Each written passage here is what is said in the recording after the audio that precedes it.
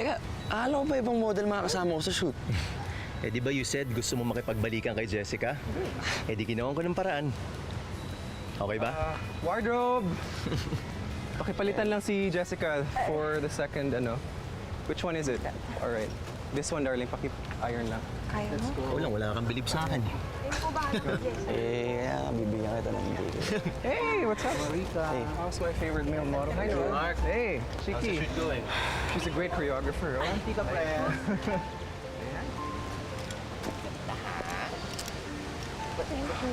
Jessica.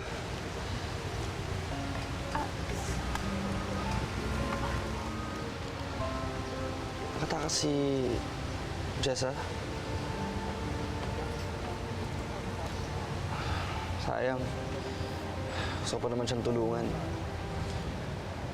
Bakit kaya nagawa yun? Eh, mayamang pamilyang nakabangga niya. Siyempre, natakot yung tao.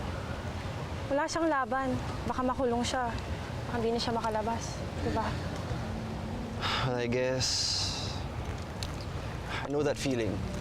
Yun yung tipong sumusunod ka na lang sa agos.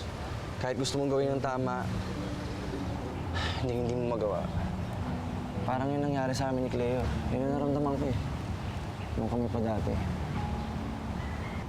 Anong nangyari sa inyo? Hindi na kayo ngayon? Hindi na, tinapos ko na. I had to. Kasi nalaman kong niloko nilang pala ako. At buti na lang nakaalis ako sa relasyon na yun habang maaga pa. Buti ka pa. Ay, what's wrong? Marami kasing nangyari mula nung huli tayo nagkita. Nahanap ko ng totoong pamilya ko. Hindi ko nahanap mo na ang totoong pamilya mo. Di ba dapat masaya ka na? Akala ko nga magiging maayos lahat eh.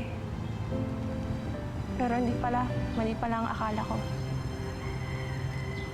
Lalo lang nadagdagan ng mga problema ko. Like what?